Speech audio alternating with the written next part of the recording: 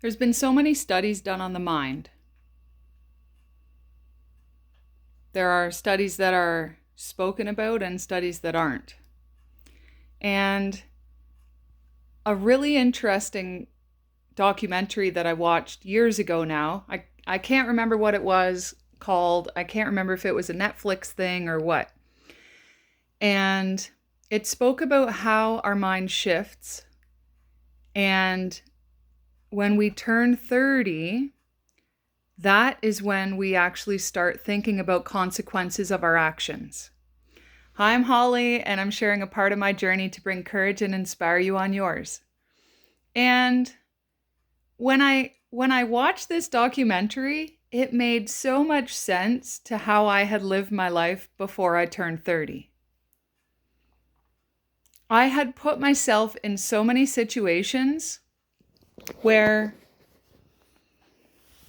I never thought about consequence or what could happen. Make it comfy. And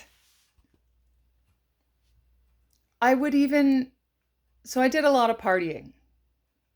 I was I was 16 partying in Toronto, and we partied a lot.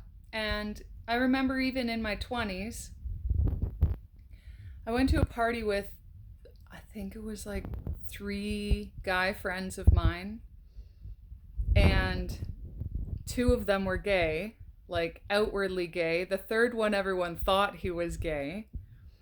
And so they brought me to a gay bar, and the one guy, he's like, pretend to be my girlfriend.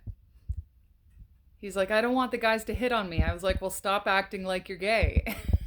And so we didn't last there long. My buddy hid behind me in the corner, and it was like bear night or something. And so we didn't last there long, and we ended up going to a drum and bass party down the road. I must have been like late 20s at this point. And so we go to this drum and bass party, and they all ended up leaving me because they were so wasted, like blackout wasted, that they all left me, and I'm stuck by myself. And I knew a couple other people there. My one buddy ended up being harassed by the cops outside, and so he was no longer around. And another guy that I knew, I said to him, I was like, they have my bag. I don't even know where the one guy lives where we were staying at his place. I was like, I don't even know where he lives. My one buddy's phone is off. And I don't even know the other guy where I'm supposed to stay at his place. I was like, I need a place to stay. And he's like, I'm sorry, I've got plans. Like, he had a girl going over. And so I'm like, oh my God, how am I gonna, like, what am I gonna do? We're on a back street. We're not on a main street in Toronto. We're on a back street. I don't know where I am. And so I start walking up the street, and I'm like, I finally got a hold of the one guy. I can't remember how I even found his name and number. I got a hold of him, and he's like, I'm at a friend's house. We're having pizza, but you can still stay at my place, but you have to wait. I'm not there right now. And I was like, oh my gosh, my phone's at like 6%. It's almost dead. And he's like, just start walking this direction towards this street.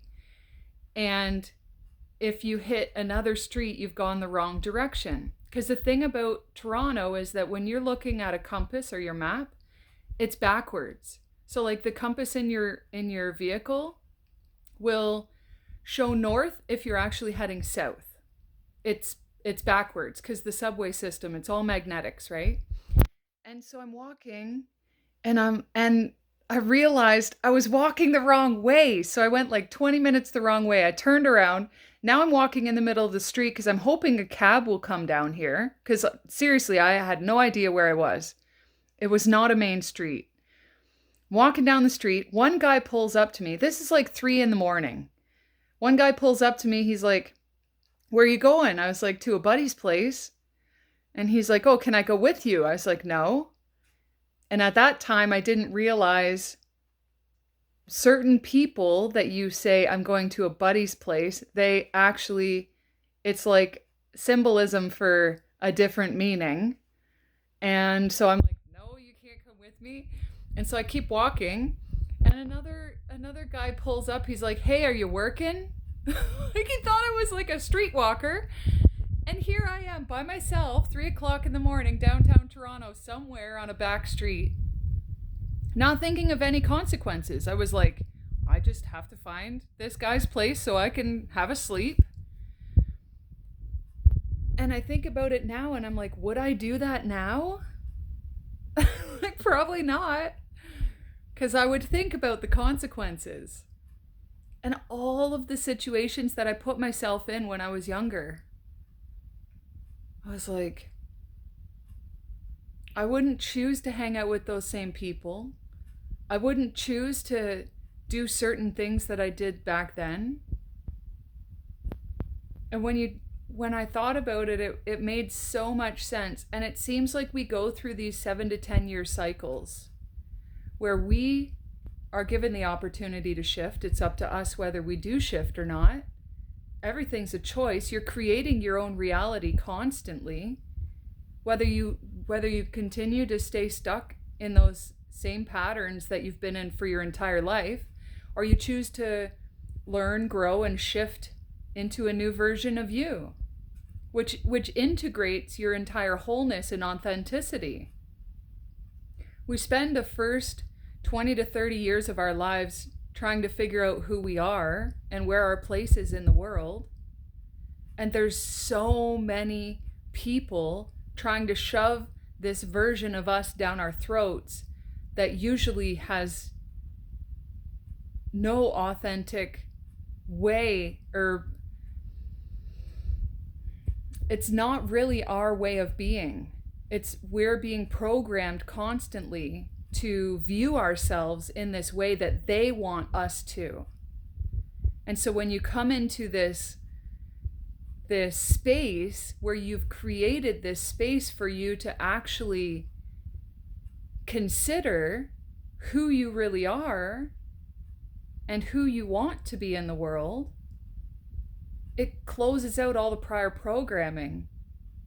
It's a painful process because there's constant releasing and purging of energy because we incorporate these false sense of identities into us. That all needs to be purged out. So we go through these shifts, and then you meet people along the way, and they're basically a challenge to you. It's like, well, have you actually shifted? Are you actually ready to be this different version of you? We're going to test you. We're going to see if this is actually how you want to move in the world. We're going to send somebody in who is similar to what you would have chosen in the past, and you now get to choose. Is this actually where you want to shift?